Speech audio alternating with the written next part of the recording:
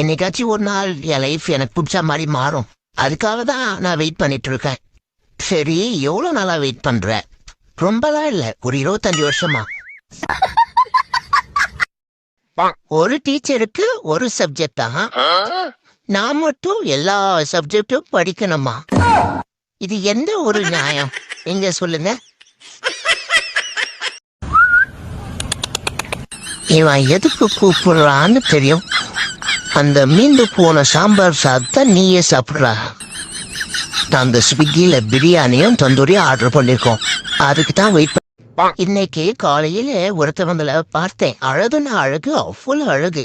அடுத்த ஜென்மத்திலேயாச்சும் இப்படி அழகா கியூட்டா பிறக்கணும்னு நினைச்சேன். அப்புறம்தான் புரிஞ்சுது நான் பார்த்தது கண்ணாடின்னு. நீங்க வந்தீங்கன்னா பிடிச்சிட்டு போயிடலாம். குட்டி இங்கே தான் இருக்கு. ஆமாம் சார், எப்படியும் ஒரு ஒரு 40 கிலோ இருக்கும். ஆமாம், நல்ல கொளுத்த குட்டி தான். சிக்கன்லாம் கொடுப்பீங்களா?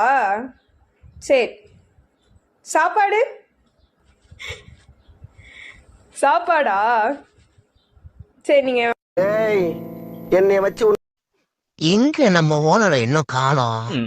2 ரூபா பிஸ்கெட் போட்டு 2 மணி நேரமா ஒரே இடத்துல உட்கார வச்சுட்டான். இதுல வேற நான் எங்கேயும் போயிடக்கூடாதான். அடிச்சு புடிச்சு இங்க வந்து பிறந்து நாய்ப்படாத பாடுபடுறதுக்கு அடுத்து உனக்கு அதை வழி விட்டுருக்கலாம். எல்லாம் நீ இருக்கிறிய ஓடப்பட்டாயா, சும்மா இருக்கிறிய தவளை கட்டாயா, மசாவா இருக்கிறிய 5 மிட்டாயா 5 மிட்டாய். ஆமா ஆமா, வேற பாயத்தின் இருக்க. எவன்டா அது என் மேலேயே கை வைக்கிறது? ஓ, ஆண்டி நீங்களா? சரி சரி சரி, நீங்க கொஞ்சம் பெண்களுக்கு எப்பவுமே நான் முக்கியத்துவம் கொடுத்துருவேன் ஆண்டி. டேய் தள்ளி போடா. கொஞ்சம் நிற்கிறாங்களே என்னைய. கொஞ்சம் அழகா போறதுட்டாலே இதான் பிரச்சனை. கொஞ்சம் சாவடிப்பீங்க.